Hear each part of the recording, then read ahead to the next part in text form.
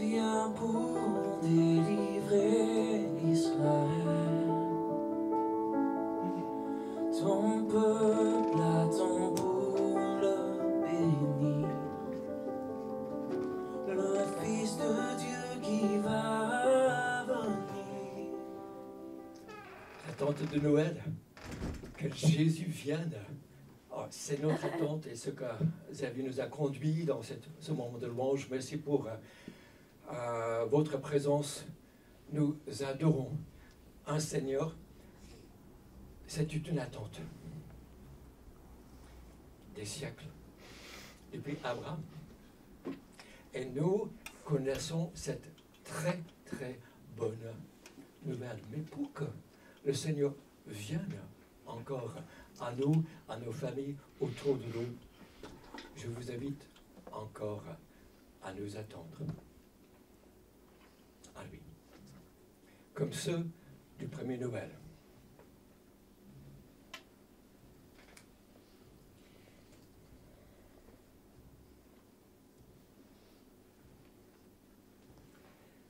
Le salut vient de Dieu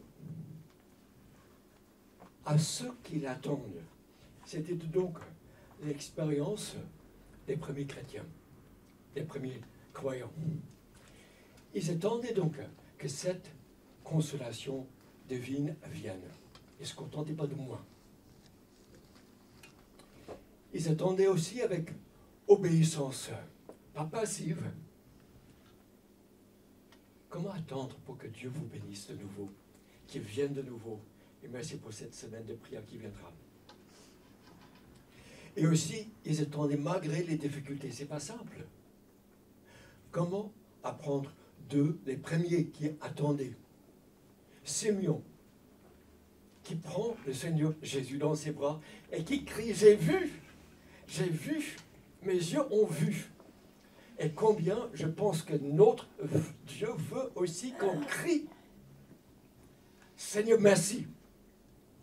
J'ai vu ton salut pour moi. Et j'ai attendu. J'ai vu que tu interviens. Tu gardes tes promesses. Quand les jours de leur purification furent accomplis selon la loi de Moïse, Joseph et Marie l'emmenèrent à Jérusalem pour le présenter au Seigneur. Suivant ce qui est écrit dans la loi du Seigneur, tout mâle premier-né sera consacré au Seigneur, et pour offrir aussi un sacrifice, un couple de tourterelles ou 2 jeunes pigeons, comme cela est prescrit dans la loi du Seigneur. Or, il y avait à Jérusalem un homme appelé Simon. Cet homme était juste et pieux, il attendait la consolation d'Israël, et l'Esprit Saint était sur lui. Le Saint-Esprit lui avait révélé qu'il ne mourrait pas avant d'avoir vu le Christ du Seigneur. Il vint au temple, poussé par l'Esprit. Et quand les parents amenèrent le petit enfant Jésus pour accomplir à son sujet ce que prescrit la loi, il le prit dans ses bras, bénit Dieu et dit: Maintenant, Seigneur, tu laisses ton serviteur s'en aller en paix selon ta promesse, car mes yeux ont vu ton salut. Salut que tu as préparé devant tous les peuples, lumière pour éclairer les nations, et gloire d'Israël, ton peuple. Joseph et la mère de Jésus étaient émerveillés de ce qu'on disait de lui. Simon les bénit et dit à Marie, sa mère: Voici, cet enfant est destiné à amener la chute et le relèvement de beaucoup en Israël, et à devenir un signe qui provoquera la contradiction. Toi-même, une épée te transpercera l'âme. Ainsi les pensées de beaucoup de cœurs seront révélées.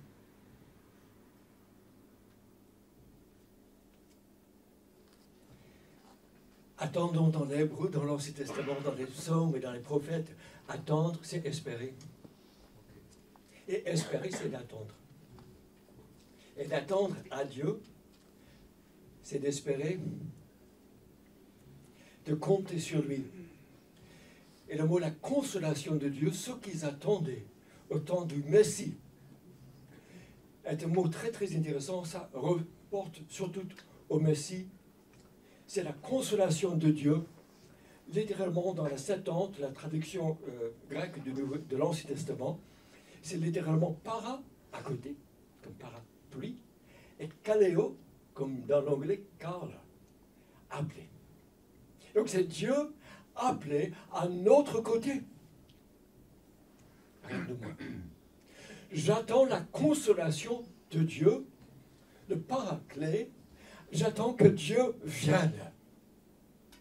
J'attends que Dieu vienne à côté de moi pour me défendre, pour nous défendre devant l'ennemi de notre âme qui nous accuse.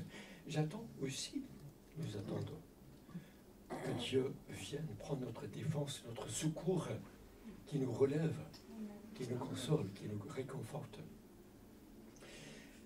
Et donc c'est Jésus-Christ qui a parlé du paraclet, le même mot, paraclet, celui qui est appelé à côté de cet esprit, et Jésus qui nous défend.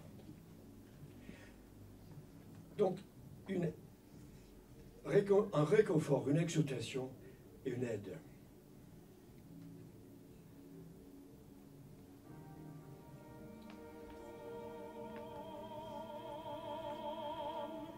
Peut-être que vous reconnaissez ces versets. Le Messie d'Andel, où écrit le royaume de Dieu qui vient et cette vie de Christ. Premier mot, consolez-vous, consolez-vous, mon peuple. Tiré d'Isaïe, sa faute est expiée. Il écrit pendant l'exil, et le peuple de Dieu n'était pas au rendez-vous avec Dieu pour garder ses commandements, pour être le peuple. Et donc Dieu a dû leur enlever le pays. Et là, par la suite, c'est écrit, et une voix crie dans le désert, préparez le chemin de l'Éternel, faites une route, viens droit pour notre Dieu. Jean-Baptiste. Donc, l'expiation de nos péchés, c'est dans celui qui a annoncé Jean-Baptiste. Et quand on prépare notre cœur, et on fait droit ce chemin, il vient, il nous pardonne, il nous purifie de nouveau, il nous console. Ils sont extrêmement liés, rattachés. Et alors, la gloire de l'Éternel sera révélée. Mes amis, n'avons-nous pas envie de voir un Dieu manifester, notre Dieu manifester sa gloire pour nous, qui vient, qui nous réconforte de manière glorieuse ou personnelle. Et on sait que c'est Dieu lui-même qui est à notre côté, qui nous console de l'intérieur et qui nous redit, aussi loin que l'Est et de l'Ouest, je vous ai enlevé vos fautes. Je vous console, je vous prends pour mon peuple de nouveau. Isaïe 61 encore, c'est temps difficile. Et Dieu redit cette espérance. L'Esprit du Seigneur, l'Éternel, est sur moi, car l'Éternel m'a oint. Hébreu, Machak. Meshi, Meshuya. C'est le Messie qui est annoncé, qui va le faire. Pour porter de bonnes nouvelles aux malheureux, il a envoyé pour guérir ceux qui ont le cœur brisé. Pour proclamer aux captifs la liberté et aux prisonniers la délivrance. Pour publier une année de grâce, de bonté, de charité, d'amour, ce temps de Noël. Pour publier cela dans nos vies, dans nos cœurs et à la télé, autour de nous. Mais c'est lui surtout Noël. Et un jour de vengeance de notre Dieu pour consoler. Encore le mot paraclète. Appelé à côté. Dieu à notre côté. Il vient, Israël l'avait délaissé. Dieu a dû les renvoyer de leur situation privilégiée, bénis dans le pays, et il dit encore, je vous console.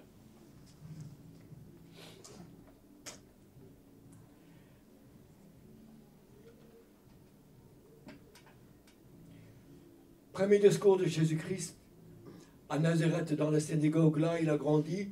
Maintenant, il a 30 ans. Il ouvre la Bible, le Torah, à ce texte. Il le lit et puis il leur dit, aujourd'hui, ce texte est accompli.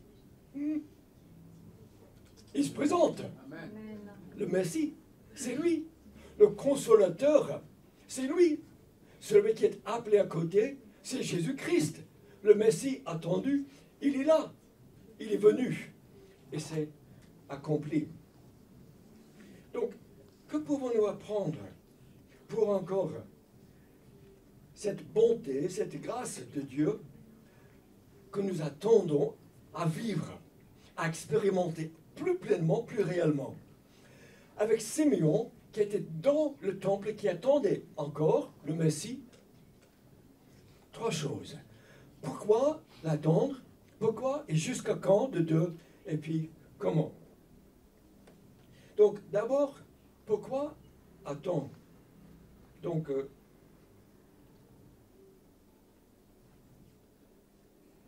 en plus, ce que nous avons vu comme des bénédictions promises au temps messianique, qui sont relayées, attachées à celui qui vient pour consoler.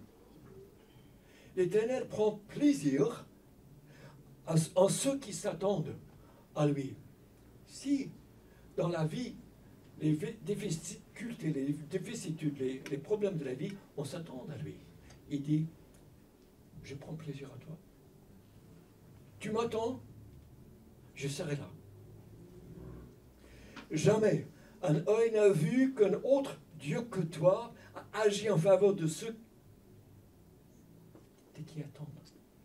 Amen. Il va faire des choses. C'est ce qu'il dit.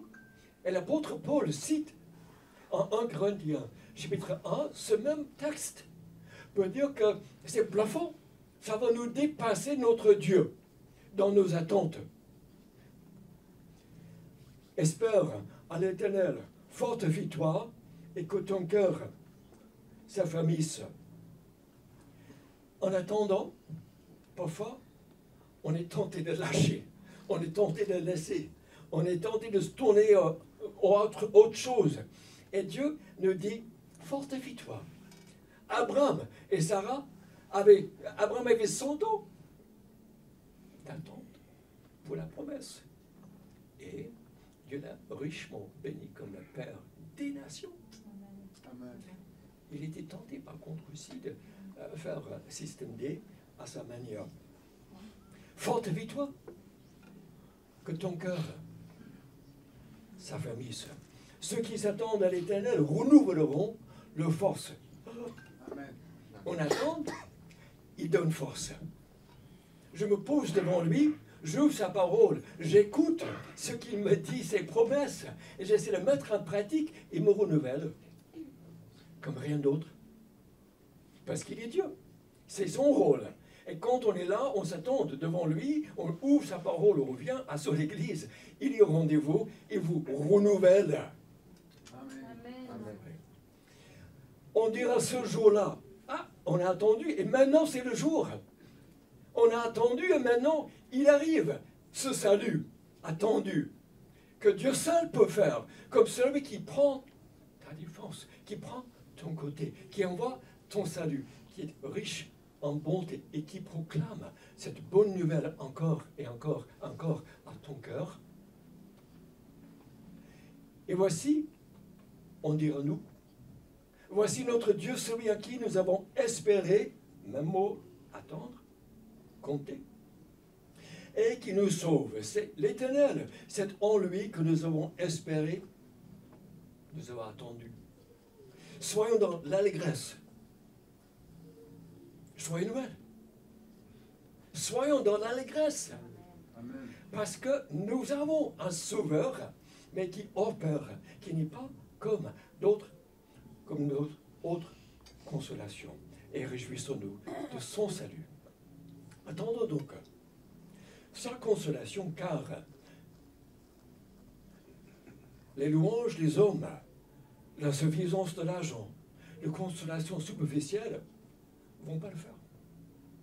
C'est dur un temps, et ces passagers ouvrant après enlever les plumes, parce que ce n'était pas si top que ça à gérer. Et donc désirons une consolation profonde et réelle. Et si c'est aujourd'hui ton cas, ta situation, et que tu t'attendes à lui, tu prépares à ce que Dieu vienne te bénir, te renouvelle, te te fortifie, te console, te réconforte et te donne sa présence parce que tu t'attends à lui et tu dis, bah, les autres choses, ça peut attendre. Je ne vais pas me jeter sur. J'attends des consolateurs, a dit le psalmiste, j'en trouve aucun. C'est-à-dire que, comme Augustin, qui était accro à la fornication pendant 25 ans, et lui, finalement, il a dit, notre cœur trouve le repos qu'en toi. Attendons à lui, au Christ, le Sauveur. Il y a maintes possibilités pour devenir accro. Il y a la drogue, il y a le sexe, il y a le porno, il y a la télé, il y a les réseaux, il y a plein de trucs. Et on peut tomber et Dieu nous dit, attends-le. Laisse-le nous délivrer, expier nos fautes et nous retourner vers lui. Une femme blogueuse a écrit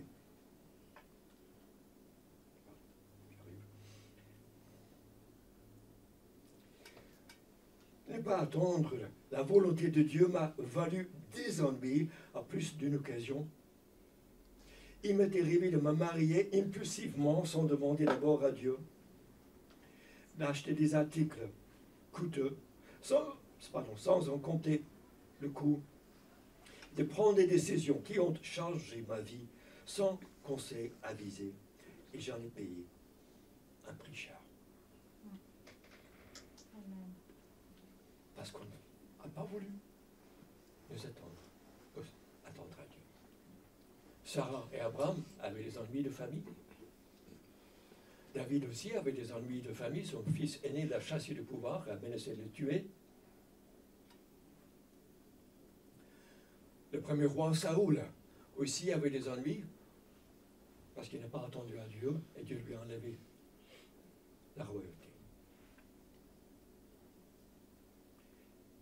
Ceux qui s'attendent à moi, dit l'Éternel, ne seront pas couverts de honte. Il vient.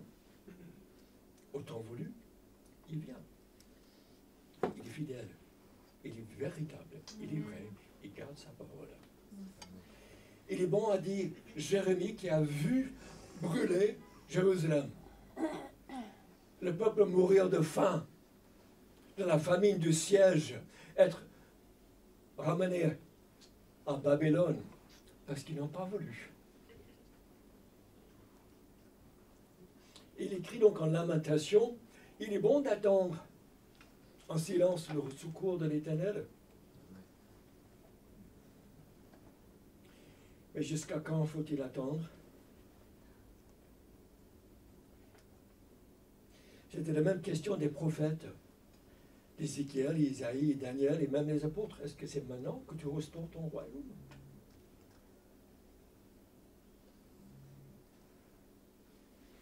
Monique a dû prier pour son fils débauché pendant 25 ans.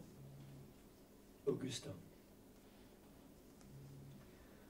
Marie Cartelet a dû prier pour son fiancé pendant 8 ans, encore débauché, capitaine d'un navire qui transportait les esclaves. Et puis, il a fait la paix avec Dieu, et s'est marié, devenu pasteur, et même s'est mis en force pour l'abolition de l'esclavage en Angleterre. Alors, parfois, on peut commencer à s'affaiblir. Jusqu'à quand? Et l'apôtre Paul répond, cette espérance ou attente ne trompe pas. Vous n'allez pas être déçu de ce cas de Noël. Vous n'allez pas le revendre. Un des textes qui est symbolique est Jésus sur la croix en psaume David, où David décrit un homme cloué sur une croix 1000 ans avant qu'on l'invente, cette crucifixion par les Perses. Et les passants se moquent de lui. Bah, ton Dieu descend. Tu comptes sur lui, hein? Il est où? Jusqu'à pendant 20 versets, et pendant de midi jusqu'à 15 heures, Jésus a entendu ces moqueries. Et peut-être que dans ton cœur, si tu attends Dieu, tu les entends aussi. Il est où? Tu te confies à lui. Puis à partir du verset 21, ça bascule. Et il dit, tu m'as répondu. Tu n'as ni mépris, ni dédain pour ceux qui te craignent et qui comptent sur toi. Et puis il dit que ceux qui ne peuvent pas garder leur vie, ils vont apprendre à compter sur lui qui était sur la croix aussi. L'apôtre Paul répond à cette question avec une deuxième idée. Car l'amour de Dieu est répandu dans nos cœurs par l'Esprit Saint qui nous a été donné. Et si ton cœur est à Christ, il te donne cette consolation par sa présence, déjà par son esprit.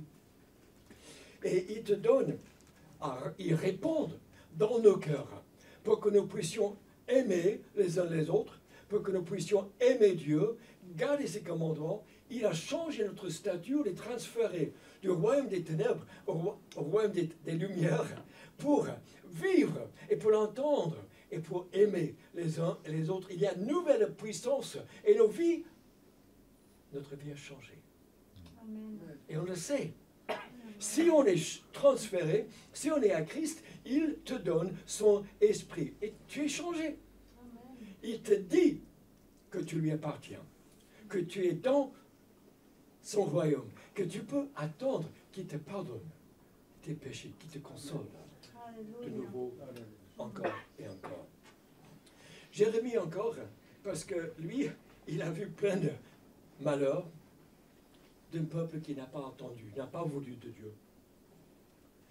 Je conclurai une alliance nouvelle, je donnerai, l'Éternel, un cœur nouveau, je mettrai ma loi dans leur cœur, je pardonnerai leur iniquité. Fabuleux. Fabuleux. Un Dieu qui donne une nouvelle alliance, un nouveau testament, c'est le sang de Christ qui scelle ce testament qui lui dit que tes péchés sont pardonnés. Il te donnera un cœur nouveau parce qu'il te donnera son esprit et tu peux le comprendre, tu peux espérer, tu peux attendre, tu sais qu'il est avec toi. Il mettrait sa loi dans ta vie, dans ton cœur, Amen. pour que tu puisses marcher avec lui et avoir cette joie de sa présence jour après jour. Et puis, il pardonnerait leur iniquité. Jérémie 31. Au fond, le trou moral. Je changerai le deuil en allégresse, je les consolerai, je serai avec eux, je leur pardonnerai de nouveau et je leur donnerai de la joie après le chagrin. Mes amis, quel que soit ton état, prêt, pas prêt, loin, indifférent, il dit qu'il peut pardonner en Christ.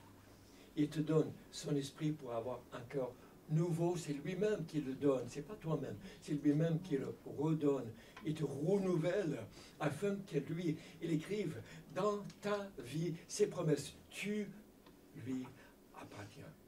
Tu es sien pour l'éternité. Et aussi, il te dit,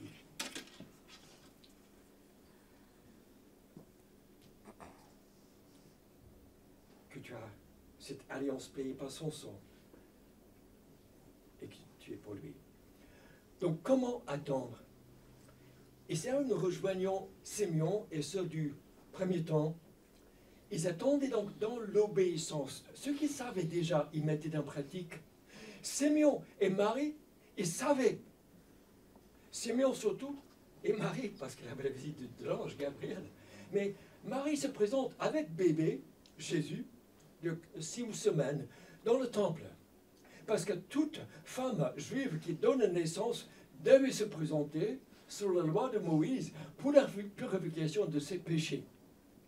Marie aussi, mère d'Israël, elle se présente. Elle est obéissante. Et de deux, elle présente donc l'enfant, le bébé de 6 semaines, à Dieu. Alors, c'est le Fils, je connais le Père. Mais c'est ce Fils qui va aussi présenter Marie et tous devant le Père et qui sert lui-même le sacrifice pour la purification des péchés de tous, y compris Marie, toi et moi. Mais l'attente donc, Dieu agit parmi ceux qui lui obéissent. Donc on trouve Simeon au bon moment dans le temple. Simeon, sa vie est caractérisée donc par l'obéissance. On dit de lui qu'il est juste, c'est-à-dire qu'il garde les lois de Dieu. Il respecte les commandements. Et Dieu le reconnaît comme celui qui veut marcher avec lui. Et donc Dieu apparaît. Il est aussi connu comme, écrit comme celui qui est pieux. Donc, qui se présente au temple, qui est tendre. Je ne veux pas les autres choses, Seigneur. Je veux toi. Je veux que toi, tu viennes. Je veux cette consolation pour ce pays. Je veux pour ma famille, pour les autres. Je veux ta présence. Je veux ta bénédiction. Je veux ta vie. Je veux ton pardon. Je veux ton réconfort. J'attends. Et donc, dans le temple, on trouve Simeon qui attendait la consolation. Il connaissait les Écritures que nous avons vues, lues ensemble. Isaïe 40, 60, 61. Il attendait. Et tout juif pieux attendait. Donc, il est dans le temple, en train d'attendre. Et l'Esprit lui avait déjà dit, tu ne mourras pas avant de voir toi-même le Messie. Ah, quelles sont les promesses que Dieu veut te donner? Quand on ouvre sa parole, la parole de Dieu, et que Dieu lui-même, il sait notre attente, il sait nos pas encore, il sait nos défaites, il sait là où nous avons péché, là où il veut encore expier, pardonner, relever, renouveler. Et nos cœurs peuvent basculer ou peuvent être alourdis et ne pas le sentir. Quelles sont ces promesses qu'il te donne? Que tu les réclames, que tu les ressasses et que tu t'accroches dans ta vie et dans ton cœur. Et donc l'Esprit conduit ce genre de personnes au bon moment de rencontrer et de voir le salut de Dieu. Isaïe de nouveau, si vous connaissez Simeon, jamais un œil n'a vu qu'un autre Dieu que toi ait agi en faveur de ceux qui attendent, à toi, à lui, pardon. Tu viens à la rencontre de celui qui pratique la justice avec joie, qui suit ses chemins. Maintenant, ô Maître souverain, tu peux laisser s'en aller ton serviteur dans la paix, selon ta parole. Car mes yeux ont vu ton salut, que tu prépares à la face des peuples. Simeon chante. Les anges ont chanté. Marie a chanté. Zacharie, le père de Jean-Baptiste, a chanté. Parce qu'il y a la joie. Il y a la joie quand Dieu vient. Il y a de l'allégresse. Il vient pour sauver, pour visiter, pour restaurer, pour relever, pour pardonner, pour nous redire que nous sommes son peuple, scellé par le sang de l'agneau, afin de lui appartenir. Et donc, Simeon chante et il dit, Seigneur, maintenant laisse partir ton serviteur. Je suis prêt. Je suis dans la paix avec toi. Alors, quelle joie, mes frères et sœurs, d'avoir cette assurance là-dessus, que si tu pars, c'est parce que le Christ est venu et que tu le tiens peut-être pas dans tes bras, mais dans ton cœur. Et donc, peux-tu dire, Seigneur, laisse-moi à tout moment partir, je suis prêt.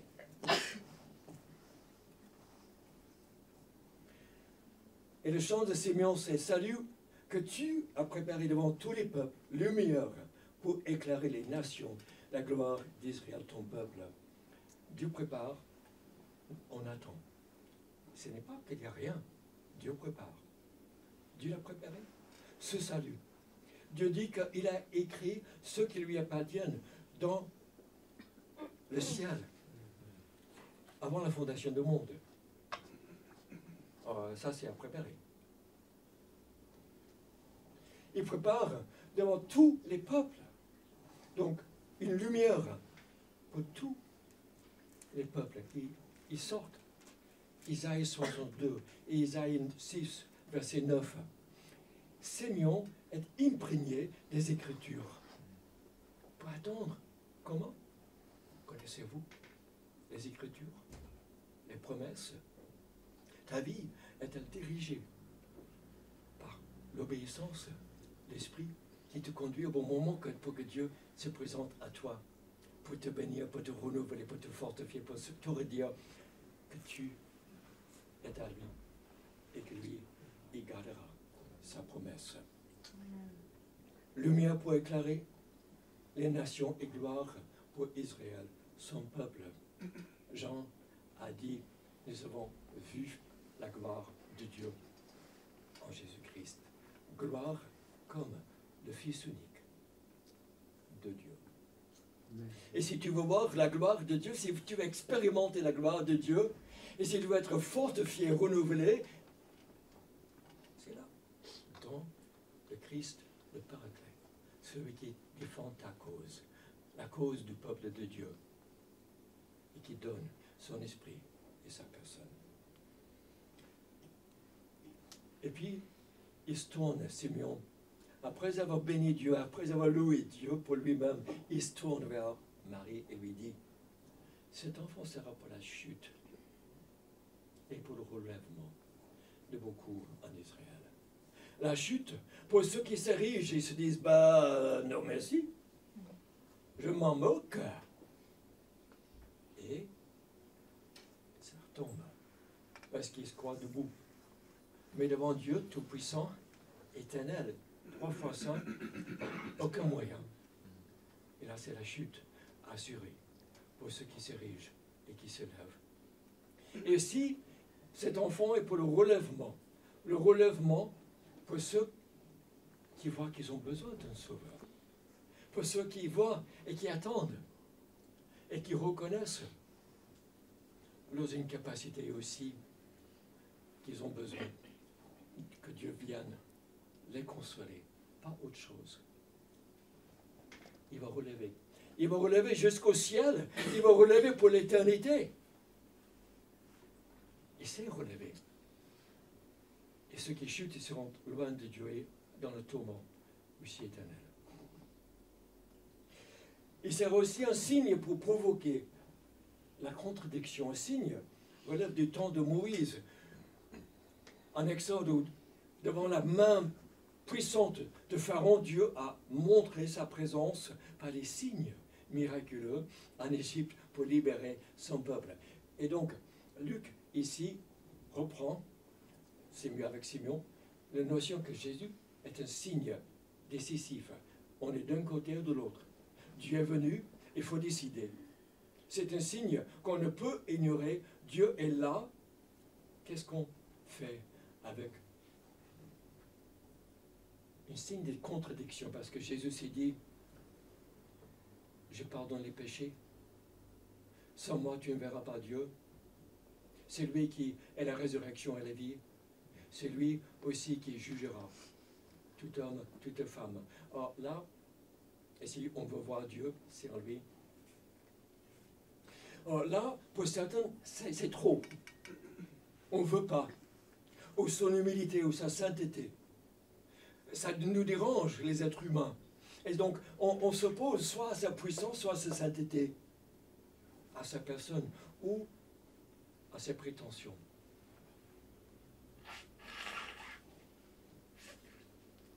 Et donc on essaie de s'en défaire. Cette année, au mois de juillet, c'était le 200e anniversaire de la naissance de Ernest Renan, qui a écrit La vie de Jésus à sa manière. C'était un best-seller en son temps, de loin mieux que Les Misérables de Victor Hugo. Et donc, Ernest Renan réécrit Jésus, mais sans Dieu et sans les miracles, sans les miraculeux ou la puissance. C'est simplement Jésus qui est crucifié, point. Et donc, plus heureux encore, nous dirait Jésus selon Renan, celui qui, dégagé de toute illusion, reproduirait à lui-même l'apparition céleste et son rêve millénaire, son paradis chimérique, sans signe dans le ciel par la droiture de sa volonté. La poésie de son âme saurait de nouveau créer en son cœur le vrai royaume de Dieu. Alors que, en même temps, guerre de sécession, 750 000 morts aux États-Unis, un fratricide, 200 000 morts en Europe, la guerre franco-prusse, franco-allemande. Est-ce que vraiment, comme dit Renan, ce qu'il nous faut un Jésus sans miracle, sans résurrection, sans pouvoir, un moraliste, et que dans nos propres cœurs, comme prétend Renan, pas Jésus, qu'on va refaire le royaume de Dieu à sa manière à cause de son cœur. Si on regarde aujourd'hui, je ne pense vraiment pas. Mais ce qui nous met en garde, que Jésus sera un signe de contradiction. On n'aime pas le Jésus roi, sauveur. Je veux mon Jésus à moi qui me dit des choses pour m'élever moi. Et donc on le réécrit. C'est un signe donc de contradiction. Jésus pour les cœurs. Jésus donc, il apporte consolation et salut, mais aussi contestation. Contestation pour ceux qui sont bluffés par sa personne, sa droiture, son humilité, son amour, sa puissance et miracles, mais qui n'en veulent pas parce que ça demande trop. Parce qu'un Dieu qui meurt pour moi, mais ça me gêne, et qu'est-ce que je dois faire? Je ne peux pas.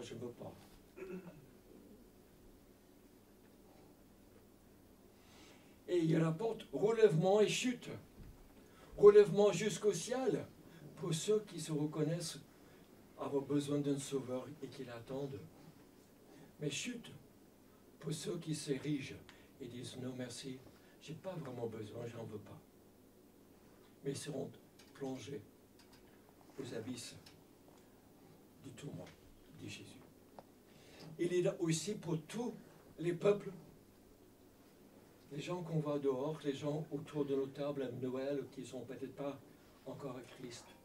Les gens qui sont aussi ceux et celles qui font les courses, qui sont avec nous au travail ou à l'école. Il est pour eux aussi qu'ils nous aident à apporter cette consolation aussi aux autres. Dernière chose que Simeon dit, il sera comme une épée pour toi, Marie, pour ton âme. Or, Marie n'aurait pas une vie simple, une vie de mère dans une bourg d'Israël. Elle serait plutôt mère du sauveur du monde. Et ça va demander quelque chose. Ça va lui bouleverser sa vie. Et Christ, dans nos vies, aussi, quand il apporte ce que lui, il veut de nous, c'est que c'est bien plus élevé que nos projets et que ce que nous voulons. Et encore, il n'y a pas encore de retour. C'est quand il revient qu'il va mettre le paquet. Donc l'apôtre Pierre nous laisse avec ce conseil. Attendez et hâtez, je recommence. Attendez et hâtez la venue du jour de Dieu, jour où le ciel enflammé se désagrégera et où les éléments embrasés fondront. Ce n'est pas un petit Jésus de Noël, de la crèche. On attend et on hâte son jour. Et quand il vient, il va mettre fin. Il va aussi bénir richement. Votre consolation sera à sa comble. Son comble. Donc, attendons, parce que quand on attend à lui, on hâte son retour. Et quand on attend à lui, devant lui, pour mettre en pratique et obéir, pour garder ses promesses, il peut agir davantage dans ta vie. Il peut aussi agir dans la vie des autres. Il est patient uniquement pour que d'autres entendent de lui et soient à lui. Donc, hâtons son retour en nous attendant dans l'obéissance. Et puis, le Maître de l'univers prépare pour tous les peuples un festin. Il engloutira la mort pour toujours. Le Seigneur l'Éternel essuiera les larmes de tous les visages. On dira ce jour-là. Ça va venir. On dira ce jour-là. Le jour où le Christ revient. Le jour où on le verra face à face. Le jour où avec les myriades et les myriades des anges saints, qu'on sera dans sa présence et qu'on aura dit, j'ai attendu. Je suis attend. Voici notre Dieu, celui en qui nous avons espéré, attendu, l'amour. Et qui nous sauve, c'est l'Éternel. C'est en lui que nous avons espéré, soyons dans l'allégresse. Et réjouissons-nous de son salut. Au peuple de Dieu, soyez bénis richement de cette attente. Et que l'Éternel, Dieu Paraclet, le Consolateur, Dieu qui veut venir, qui veut vous renouveler, vous fortifier, vous redire son pardon, sa présence, Dieu avec nous, dans le Christ, qu'on attende. Il viendra. Il viendra à ceux qui l'attendent. Père éternel, reçois notre reconnaissance, nos louanges pour le Christ. Quel cadeau, quelle consolation, quel fait merveilleux que tu déverses par ton esprit déjà dans nos vies. Seigneur, si on doute, si on ne sait pas, si on n'est pas encore franchi, on n'a pas encore franchi cette ligne du royaume des ténèbres, de la mort spirituelle jusqu'à la vie, Seigneur, oh viens, parle, redis à nos cœurs et libère-nous, redis à notre captivité, que tu nous libères. Et Père, qu'on vienne pour recevoir de nouveau chacun qui s'attend à toi, le pardon, la consolation, la bonne nouvelle, la joie et l'allégresse. Et Père, tu vois aussi là où nous attendons pour tes bontés, pour tes grâces. Et Père, c'est dur. Et peut-être que nous avons été fatigués, nous sommes fatigués. Donc Père, nous te prions que tu visites réellement profondément et que tu renouvelles la force, parce que tu l'as dit à ceux qui s'attendent à toi. Donc Père, viens, visite de nouveau ton peuple, et que cette joie et que cette paix s'éclate. Et Père, si comme Simeon ou comme Anne, nous attendons encore et encore, donne-nous la force pour que, quand nous sommes devant toi, tu déverses et que nous crions avec allégresse, avec toutes les myriades et les foules de tous les pays, de tous les temps, que toi, tu es celui qui garde tes promesses et celui qui est vraiment, vraiment béni et bon et qui console ton peuple, parce qu'il y a un sauveur qui est né. C'est dans son nom